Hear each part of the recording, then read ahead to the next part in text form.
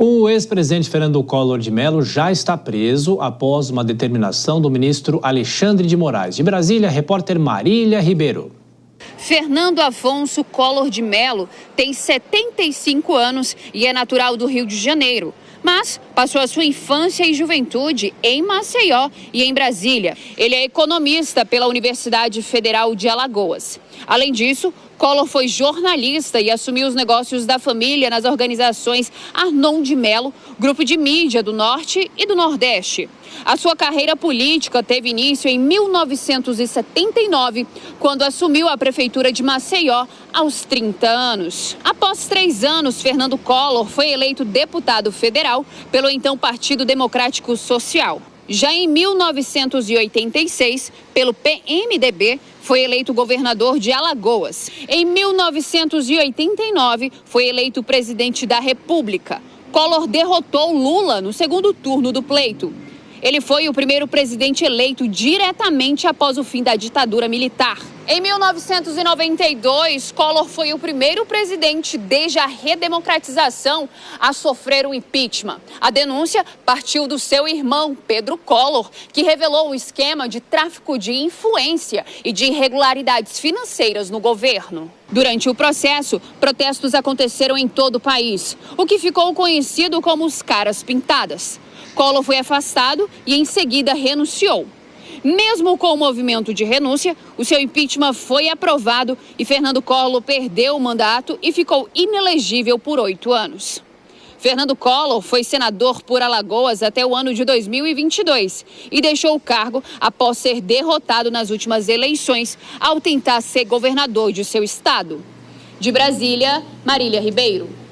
O ministro Alexandre de Moraes, do Supremo, determinou que o ex-presidente Fernando Collor cumpra a pena em uma cela individual da ala especial do presídio Belmiro Cavalcante de Oliveira, em Maceió. Repórter Janaína Camelo chegando agora com as informações. E, além disso, o ministro Gilmar Mendes também suspendeu o julgamento de Fernando Collor de Mello. É isso, Janaína?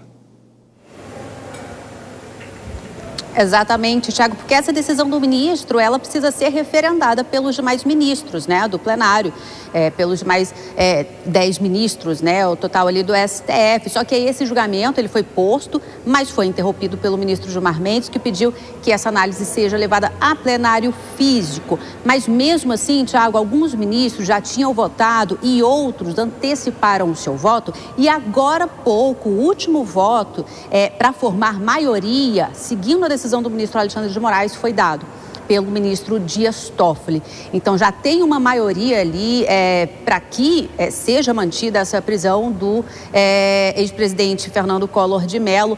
Só que, Thiago, o que fica valendo mesmo é o resultado do julgamento físico.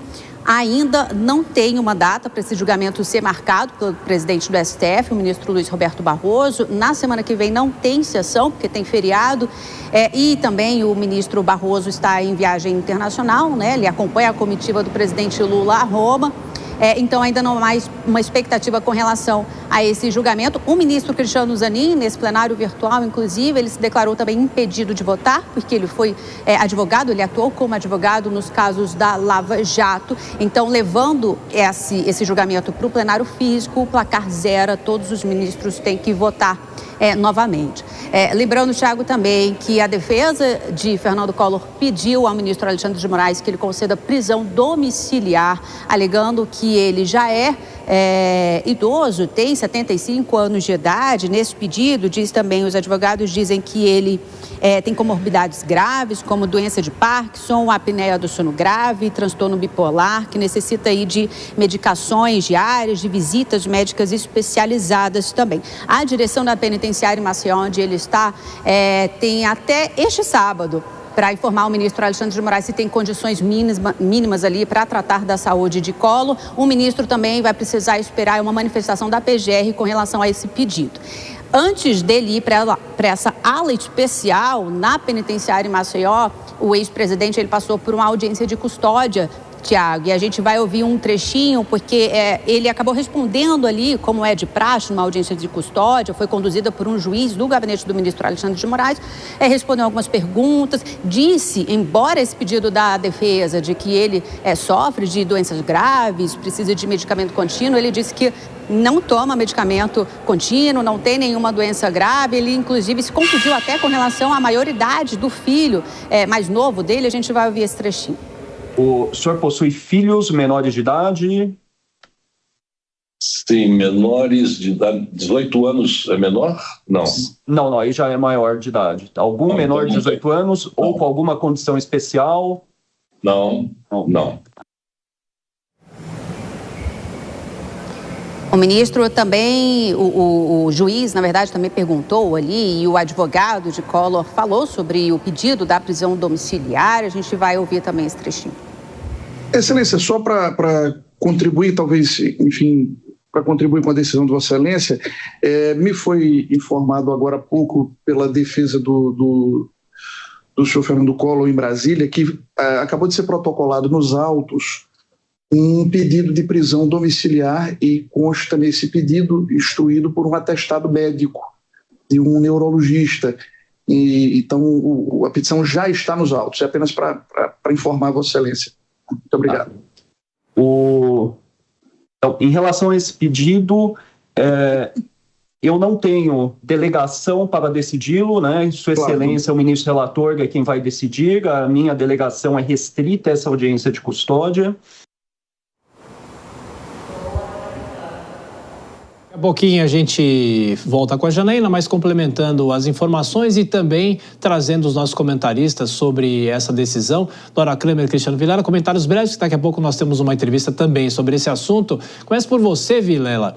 Ele tem a pena estipulada em 8 anos e 10 meses e essa tentativa da prisão domiciliar. Qual é a possibilidade de efetivamente isso acontecer?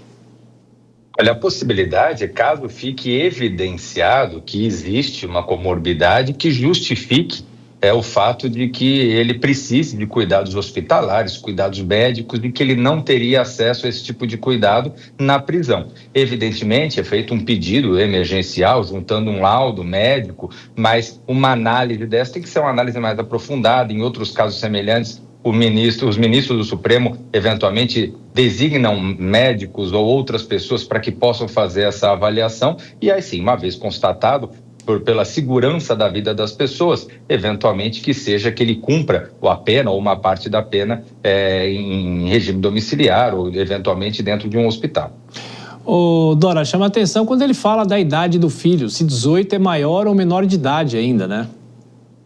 Pois é, ele se confundiu, ele adotou como parâmetro 21 anos, mas olha, do ponto de vista político, que é o que você vai me pedir, evidentemente, claro. É importante notar que a grande ironia dessa história desse caso do Fernando Collor, é que ele se elegeu em 1989 levantando a bandeira anticorrupção. Ele era o caçador de marajás, né? Os marajás eram aqueles funcionários em Alagoas que tinham super salários, e isso a gente viu que era dos holofotes, porque no bastidor aquele esquema que viria a perdurar até a presidência da República com Paulo César Farias, aquela sociedade já começava ali no governo de Alagoas. Então, a gente conclui que a primeira eleição depois da redemocratização foi fruto de uma grandíssima enganação. E tem uma frase, eu queria só lembrar, porque ele se escapou de uma condenação